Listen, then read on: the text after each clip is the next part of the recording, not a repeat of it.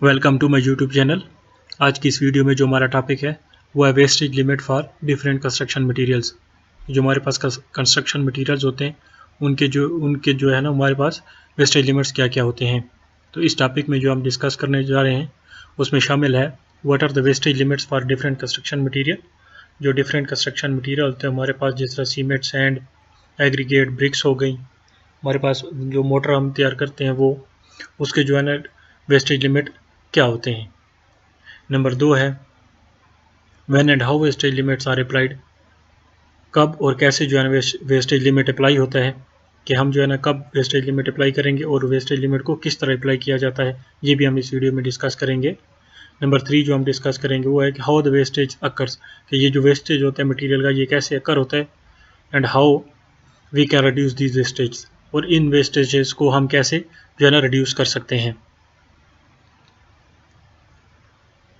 तो सबसे पहले यहाँ पे हमारे पास है सीरियल नंबर, मटेरियल, कौन कौन से मटेरियल है हमारे पास, वेस्टेज परसेंटेज की उसकी जो परसेंटेज है अलाउेबल वो कितनी है, एंड पॉसिबिलिटी ऑफ वेस्टेज कि किस तरह जो है ना वो पॉसिबिलिटी है कि वेस्टेज हो, किस तरह से जो है ना हमारे पास मटेरियल वेस्ट होता है, और साथ में ये भी डिस्कस करेंगे कैसे उस वेस्टेज को हम रोकते हैं। तो सबसे पहले हमारे पास वेल नाउन मटीरियल कंक्रीट है। इसकी वेस्टेज जो अलाउेबल लिमिट है वो है 1 to 5%। ये 1 to 5 मीन ये परसेंटेज है। 1 to 5 मीन 1% to 5%।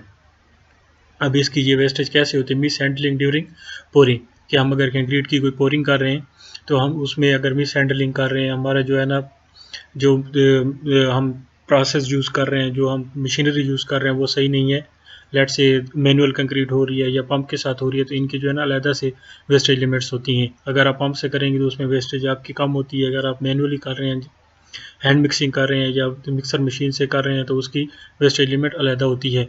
दूसरा, अगर आपके पास जो शटरिंग आपने यूज़ की है उसमें उसका जो मटेरियल शटरिंग पे यूज़ किया गया है, वुड प्लाई यूज़ की गई है या लोहे की प्लेट्स यूज़ की गई हैं वो सही नहीं है, उनमें होल्स हैं, तो यहाँ से भी आपकी कंक्रीट जो है ना वो नीचे गिर सकती है। तो इसलिए जो है ना ये इसकी जो कंक्रीट की वेस्टेज होती है वो किस वजह से होती है, मिस हैंडलिंग ड्यूरिंग पोरिंग, के कंक्रीट करते हुए आपने इसको मिस हैंडल नहीं करना, प्रॉपर एक जो है ना मेथड है इसका तरीक़ाकार है, उसके हिसाब से आपने इसको पोर करना है।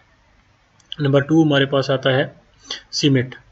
सीमेंट की जो वेस्टेज लिमिट अलाउबल लिमिट है वो 3 to 4% है। 3 से 4% तक हमें सीमेंट वेस्ट अलाउ होता है। अब ये कैसे होता है, tare of bags during storage and mixing, कि आप जो है ना स्टोर कर रहे हैं बैग, आपके पास जो है ना ट्रांसपोर्ट होकर सीमेंट आया, आपने उसको स्टोर में डाल रहे हैं, उस वक्त आपके जो है ना वो बैग्स फट जाते हैं, या आप मिक्सिंग कर रहे हैं, लेबर जो है ना थोड़ी से मिस हैंडल हो जाता है और बैग जो है ना फट जाते हैं, तो इस तरह जो हमारा है सीमेंट वेस्ट हो जाता है।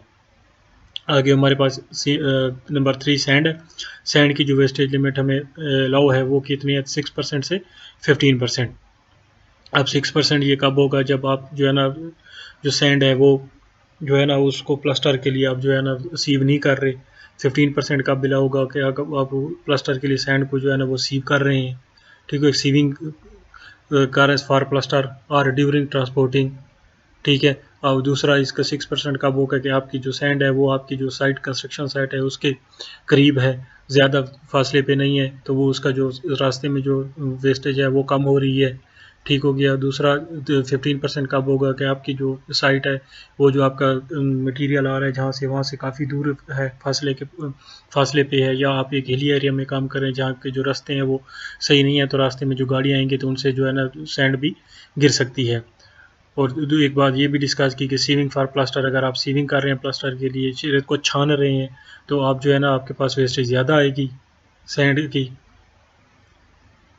अब इसको कैसे आप कम कर सकते हैं, यह है कि आप जो सैंड मंगवा रहे हैं वो जो आपके साइट के करीब वेंडर है उससे आप जो है सैंड मंगवाएं, और सैंड आप मंगवा रहे हैं तो आपको जो है ना उस सैंड को सीविंग करने की ज़रूरत ना पड़े, तो आप इस तरह वेस्टेज कम कर सकते हैं। एग्रीगेट और क्रश, जो हमारे पास क्रश मंगवाते हैं हम कंक्रीट में जो यूज़ होते हैं उसके अलावा लिमिट क्या है, वो भी 6% से 8% है। सेम उसी तरह अगर आपका वेंडर करीब है तो 6% आपको अलाउ होगा, अगर दूर है तो आपको 8% अलाउ होगा। वैसे जो ये लिमिट्स हैं ये आपके जो टेंडर्स के BOQ होते हैं उसमें मेंशन होते हैं कि आपको फलाना मटेरियल फलानी परसेंटेज के हिसाब से आपको अलाउ है कि उसका वेस्टेज, ये उसकी वेस्टेज अलाउ है आपको। ये ऑलरेडी जो है ना, आप जब टेंडर फॉर्म फिल करते हैं, जो BOQ दिया जाता है उसमें जो है ना लिखा होता है कि इतने % फलाने मटेरियल पे आपको वेस्टेज अलाउ होगी। इसके बाद जो वेस्टेज होगी वो आपको बैक चार्ज होगी या जिस तरह मसला होगा वो उसमें ऑलरेडी मेंशन होता है। अब एग्रीगेट और क्रश जो है हमारे पास वो 6 से 8% अलाउ है। Wastage during transport and batching जो हम कर रहे हैं वो जो है ना हम ट्रांसपोर्ट करते हैं, ठीक है, ट्रांसपोर्ट किया एक जगह पे, उसको जो है हमने स्टॉक किया, फिर हम जो है बैचिंग मीन्स कि हम जो कंक्रीट के लिए उसकी जो है ना वो क्यूब्स में डाल के उसको जो है ना वो बॉक्स होते हैं, बैचिंग बॉक्स कहते हैं उनको, ठीक है, उनमें जो है डाल रहे हैं और बैचिंग कर रहे हैं, तो पीछे जो ज़मीन पे रह जाती है तो वो भी वेस्टेज में आ जाती है हमारे पास। जो मिट्टी के साथ इसके साथ मिक्स हो जाती है तो वो हमारे पास वेस्टेज में आ जाती है। तो इसका जो अलाउबल वेस्टेज है वो कितनी है, 6 से 8% है। इसके बाद हमारे पास आ जाती है रेनफोर्समेंट स्टील।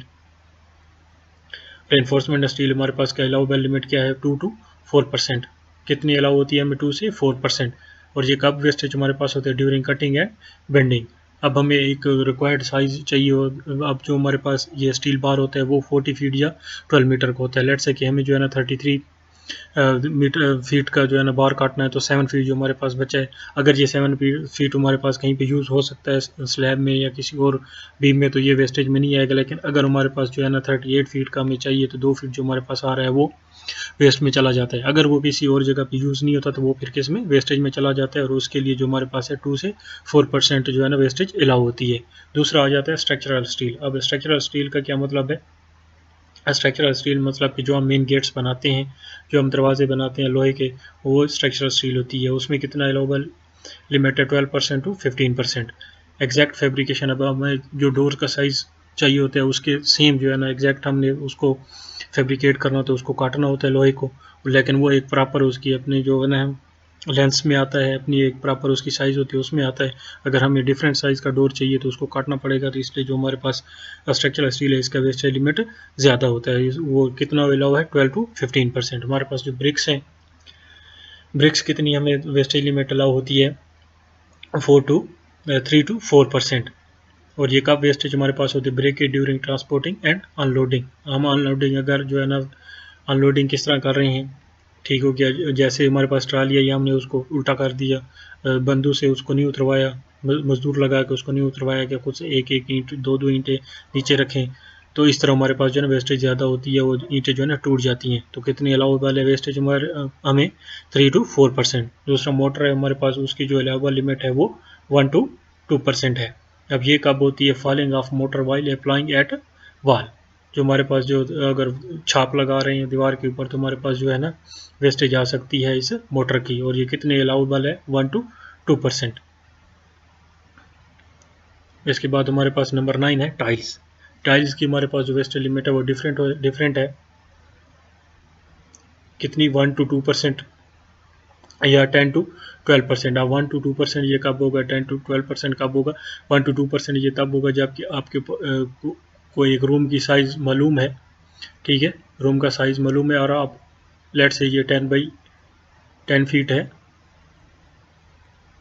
आप जो है ना प्रॉपर जो है ना नंबर के हिसाब से मंगवा रहे हैं कि इसमें आप 2 by 2 की टाइल यूज़ करें, जिसमें जो है ना वेस्टेज बिल्कुल आएगी नहीं, और आप 2 by 2 की जो है ना टाइल मंगवा रहे हैं, तो इसमें प्रॉपर जो है ना आप पीसेस काउंट करके जो है ना मंगवा सकते हैं। सिर्फ इसमें ये वेस्टेज आ सकती है कि ब्रेच ड्यूरिंग ट्रांसपोर्ट की अगर खुदा ना खास्ता लाते वक्त जो है ना कोई टूट गई, तो उसमें सिर्फ जो है ना वो वेस्टेज आ सकती है, लेकिन जो है ना इसमें जो कटिंग की वो वेस्टेज नहीं होगी। और जब आपको जो है ना ये 10 by 10 फीट का जो है ना आपके पास जो रूम है, और आप इसमें जो है ना 3 by 3 की जो है ना टाइल लगा रहे हैं, या इसमें आप 1.5 by 1.5 की टाइल लगा रहे हैं, या आप 3 by 1.5 की टाइल लगा रहे हैं, तो फिर जो है ना आपके पास जो है ना एक तो ब्रेकेज और fixing, breakage during transportation and fixing, ठीक है, इस ये भी वेस्टेज आ सकती है, और दूसरे इसकी कटिंग की वेस्टेज भी आ सकती है। तो तब जो है ना आप 10 to 12% लेंगे वेस्टेज। पेंट्स, हमारे पास पेंट्स है, इसके अलावा वेस्टेज लिमिट क्या है, 3 to 4%। अब ये कब वेस्टेज हमारे पास होती है, फॉल ऑफ और मे स्टिक टू ब्रशेज।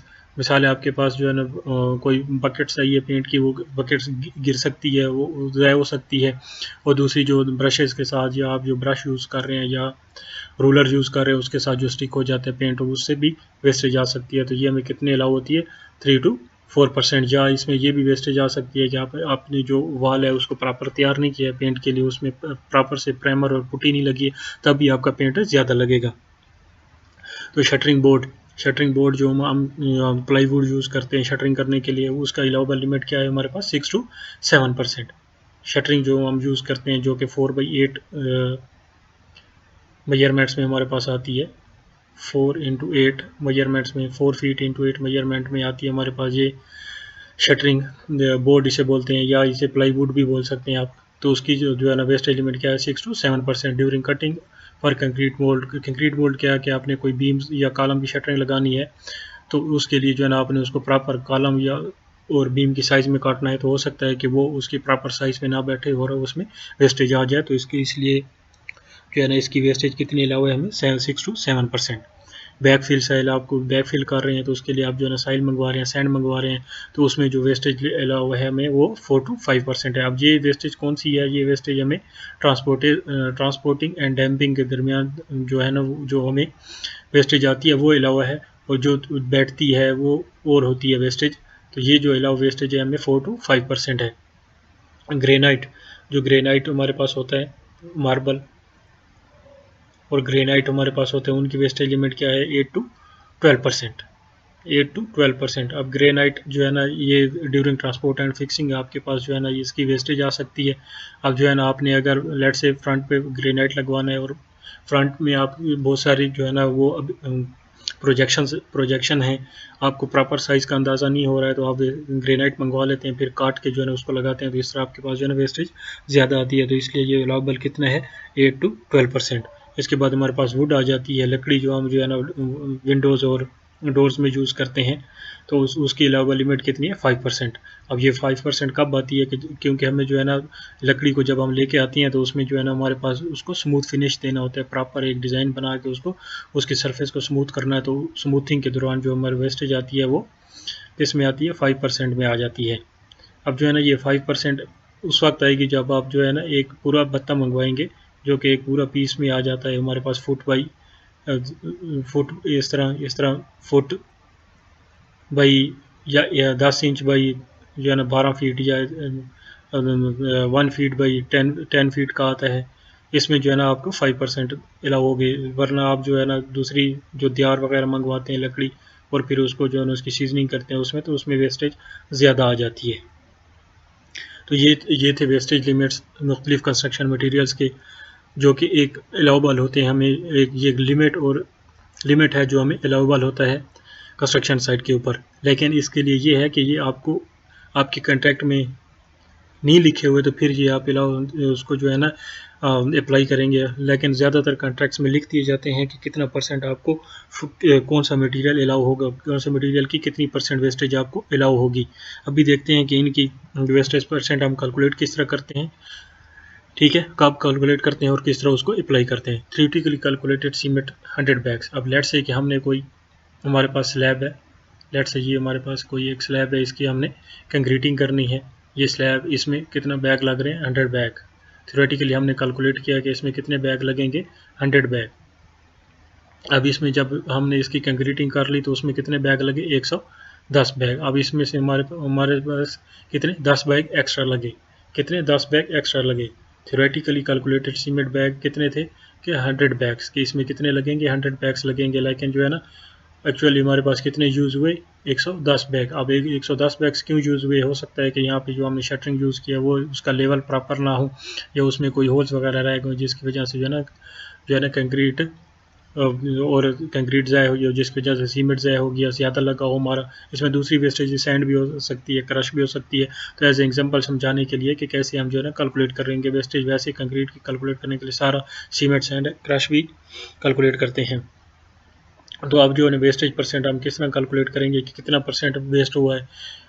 अब जितना हमारा एक्स्ट्रा लगा है डिवाइडेड बाई थ्योरेटिकल, कितना 110 माइनस 100 डिवाइडेड बाई 100, मतलब कि 10 डिवाइडेड बाई 100।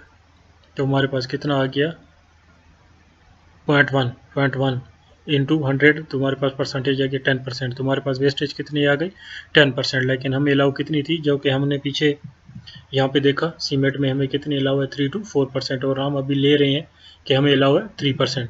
तो यहाँ पे 3% हमें अलाउड वेस्टेज कितने हैं 3%, जबकि हमारे पास जो है ना आया 7%। अब ये 3% हम कैसे अप्लाई करेंगे, अब जो है ना देन सीमेंट बैग यूज, तो अब ये 100 हमारे यूज हुए हैं, तो इसको 3 से हम मल्टीप्लाई कर देंगे 3% से, तो हमारे पास 103 बैग्स आ जाएंगे। तो ये हम बैग जो है ना हम यूज़ कर सकते थे इस स्लैब में। अब लेकिन हमने यूज़ कितने किए 110 बैग, तो वेस्टेड बैग्स कितने आ जाएंगे हमारे पास 110 माइनस 3%, 103, तो 7 बैग्स। तो वेस्टेड बैग कितने आ गए हमारे पास 7 बैग्स।